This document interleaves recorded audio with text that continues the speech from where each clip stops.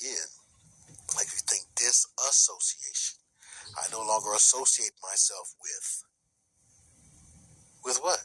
With that personality right there. Okay, well, I don't associate myself with you.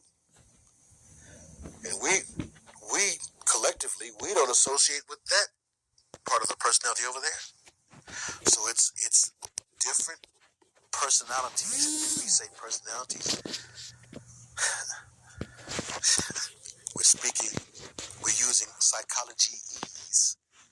But if we're going to use scriptural terminology, if we're going to use spiritual warfare terminology, then it's not personalities, it's spirits. Different spirits being housed in different parts of the person's conscious and subconscious mind. Dissociation, confusion, disorientation, and chronic fear. Psychological torture brings forth chronic fear. Of course, when you begin torturing the subject from the time they were little ones, the chronic fear, certain rooms, certain smells, certain sounds will trigger them and cause for them to remember these moments when they were about to be brutalized mentally, tortured mentally. Sometimes that is a much more excruciating torture. It's harder to check out from. The body will get to a point where adrenaline will start kicking in and it won't be as effective to physically torture you. The mind does not have a similar fail-safe, to my understanding. So yes, confusion, disorientation, chronic fear.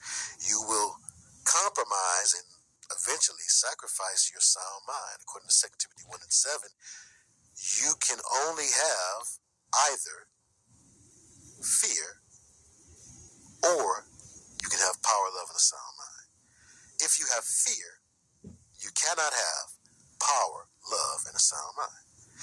Again, the bondage of fear. We all have a fear of something. Just because you have a fear of something, again, put it where it goes. And number 5, lost false identity spirit. Again, not having someone to identify with like you have in number 1, but lost false identity to where they question things that they fundamentally knew, things that they knew growing up, things that they were sure of, who they are and how they're viewed in the world. Their sense of worth. Sometimes the spirit of unworthiness and worthlessness can follow and then bring in suicide or resignation from life. You've lost your sense of self. For some people, that's a reason to not want to live. So these are five of the things that you can watch out for, because all 5 are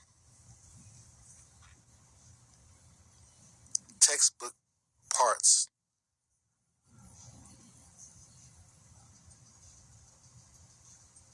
of what you'll find with both MK Ultra and unofficial mind control victims and folks with generational curses.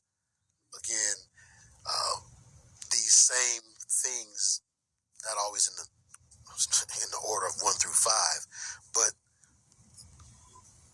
some of the things in 1 through 5 contributed to the generational curses that you see in real time in the world around you, and people that you know, and loved ones, perhaps even in yourself. So what good is binding and loosing? What good are your weapons?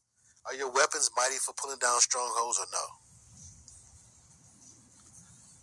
Because you're given weapons to battle back against these spirits that we call curses.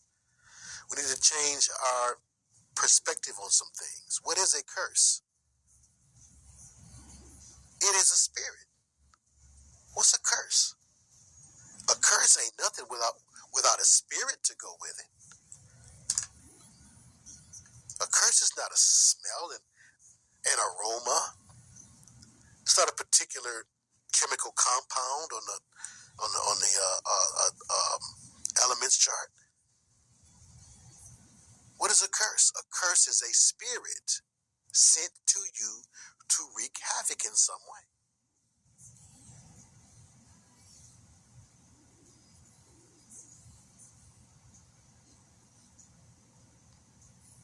So I wanted to go through those, and I'm not going to keep y'all too much longer tonight. If anyone wants to speak on that, or if you have something you'd like to add or subtract, please do. And then we're going to go to our prayer request portion. But please do check out the number that's pinned in there if you would like to call in and